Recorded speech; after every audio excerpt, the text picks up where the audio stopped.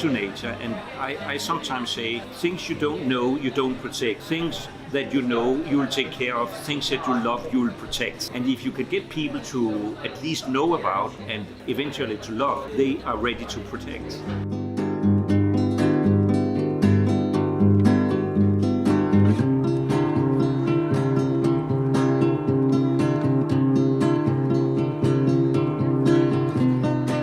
Education for me is the key to the future. If you don't educate your kids, you won't have a future for a country. So for me, there's no doubt, also when we talk about the environment, it is so important that the environment is a part of the teaching in the school.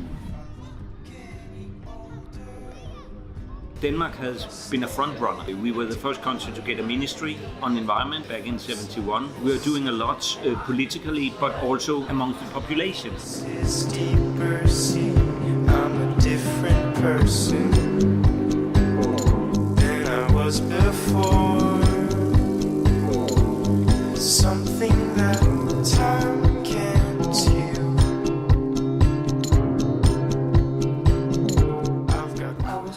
Working as a teacher in a school where we did redesign. I began to read about the fashion industry, and you know, when you go into it and find out how awful it is and into the environment, it's not knowledge that you cannot have afterwards. It's a kind of my own point of no return.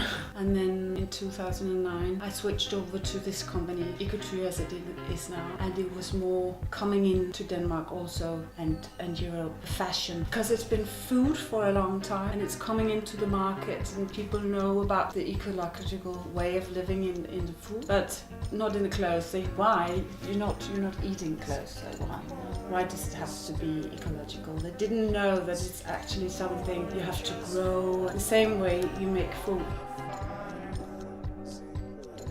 I learned that maybe I should just skip doing things the way we do. Maybe I should just try to go with the flow, figure out what is working for me. Just do stuff your own way.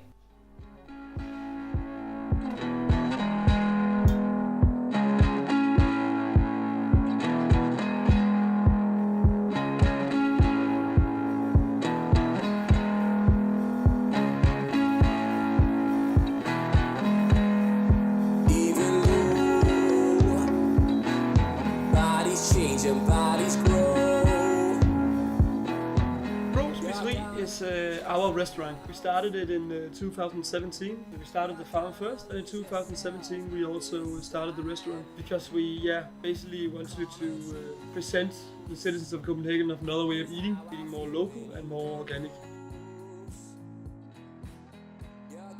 The first idea was to make a garden where you connect to the local community. So all the greens you see out here, all the greens we go to 40 member families who come up here once a week during the season, from around May to November, and collect their greens.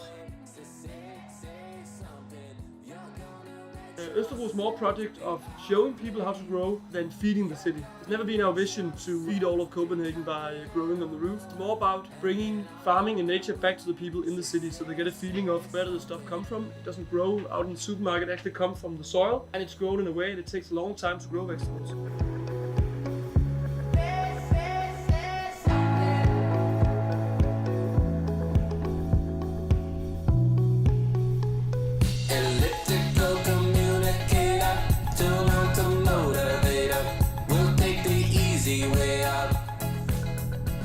The CO2 carbon neutral plan in Copenhagen is about to show that it's possible to make this transition to carbon neutrality. Globally, people are moving to cities, we see a growing middle class, and we have analysis that shows that if infrastructure in the coming decades, new infrastructure in energy, transport, water, housing and so on, if that's not sustainable, we cannot solve climate change. So I think we have a role to play, and Copenhagen wants to be part of that role.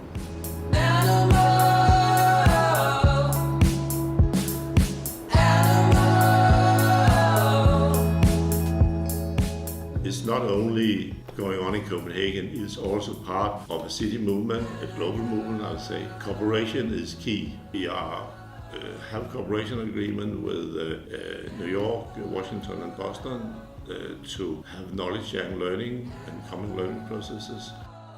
When we talk about CO2, it's very much related also to the economy. Of course, CO2, but it's also that we can make this transition without extra cost for citizens in Copenhagen.